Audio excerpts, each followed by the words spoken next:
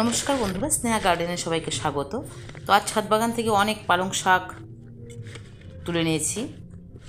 তো ঝুড়ির মধ্যেই হচ্ছে, একদম বলতে গেলে মাটি ছাড়াই, প্রায় কাঠের গুঁড়ি আর কিচেন ওয়েস্ট দিয়েই প্রচুর শাক হচ্ছে। তো প্রথম থেকে ভিডিওটা দেখাচ্ছি যে কী করে এত শাক হয়েছে সেটাই। এই যে ঝুড়িগুলো একদম ভর্তি হয়ে আছে, সবুজ সতেজ। দুটো প্লাস্টিকের ঝুড়িতে, একটা স্টিলের গামলার মধ্যে করেছি এবং টবের মধ্যে রয়েছে, কৌটোর মধ্যে রয়েছে। এছাড়া আরও অনেক শাক রোপণ হচ্ছে। তো সবগুলো শাকই আজকে দেখাচ্ছি।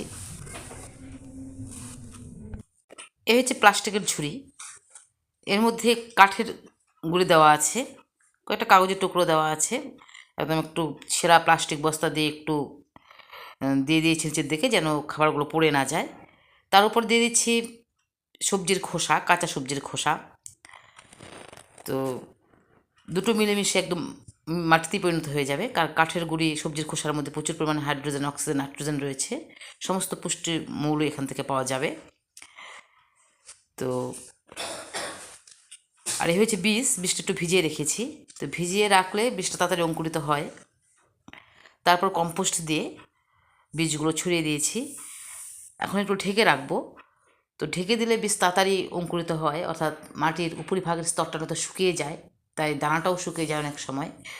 আর ঢেকে রাখলে সেটা হয় না, তো ঢেকে রাখছি।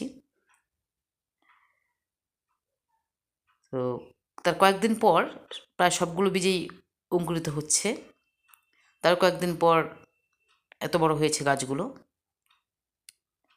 যেহেতু সবজির খোসা দিয়েছিলাম, তার মধ্যে আলু ছিল, আলুর থেকে অনেক আলু গাছ হচ্ছে।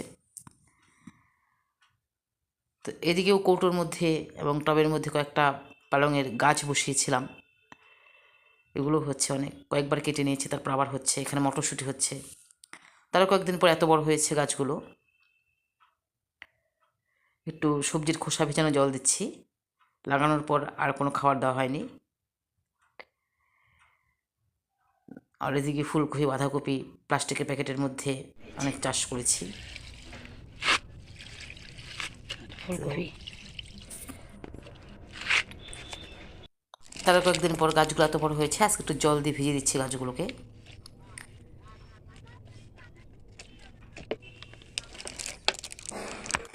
তারও কয়েকদিন পর গাছগুলো এত বড় হয়েছে, রোদ্রের মধ্যে রেখেছি যেন রৌদ্র পায়। সবুজ সতেজ হয়ে আছে শাকগুলো। এগুলো সব তুলে নেব আজকে।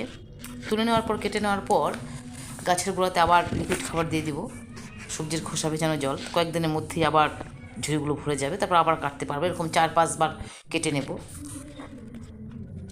তো শাকগুলো কেটে নিচ্ছি।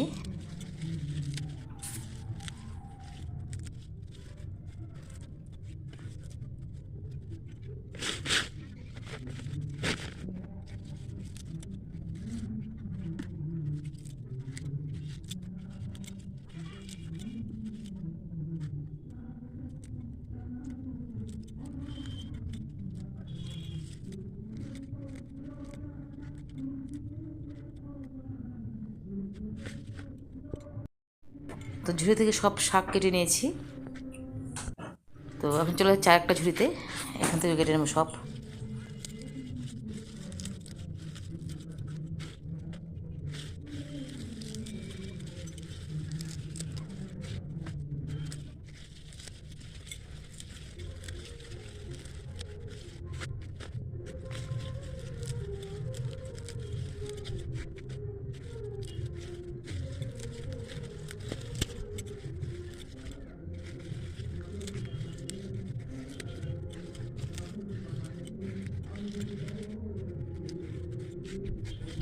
ততটুকু শাক হয়েছে, তারপর চলে আসছে আরেকটা ঝুড়িতে।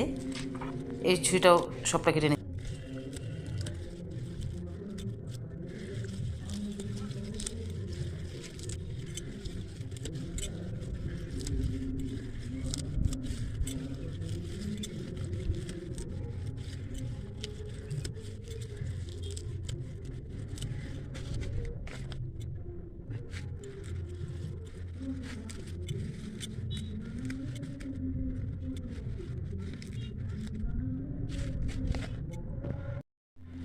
এখন এখান থেকে শাকগুলো একটু কেটে নেব।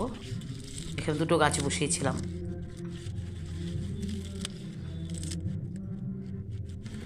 গাছের গোড়াটা অনেক মোটা হয়েছে, এখান থেকে আরও হবে।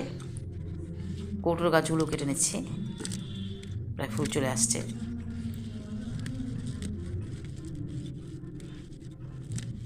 গাছের গোড়াটা খুবই শক্ত।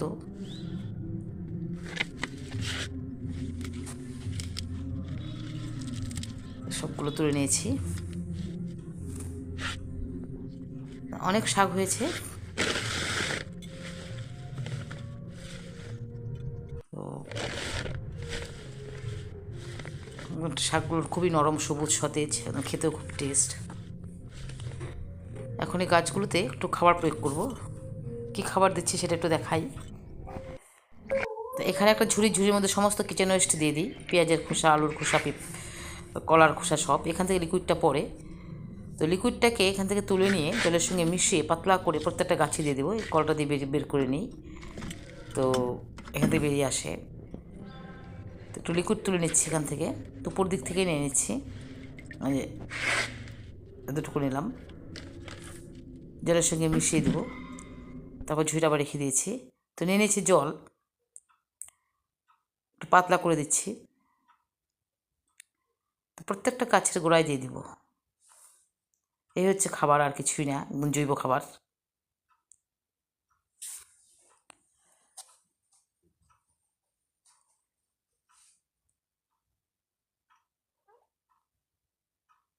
তো সবগুলো গাছই প্রায় দেওয়া হয়ে গেছে।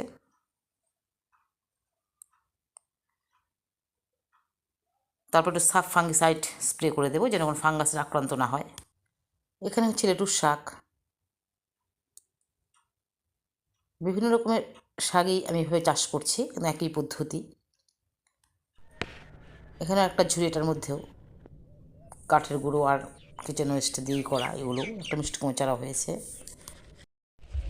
এখানে অনেক লেটুস শাক হচ্ছে, 3টে বাঁধাকপিও আছে।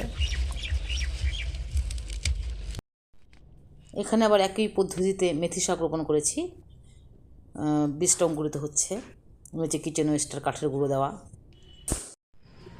এখানেও লেটুস শাক হচ্ছে, কেটে নেওয়ার পর আবার হয়। এখানে হচ্ছে মূলো শাক। এখানে হচ্ছে আলু শাক, একটু খাবার প্রয়োগ করছি।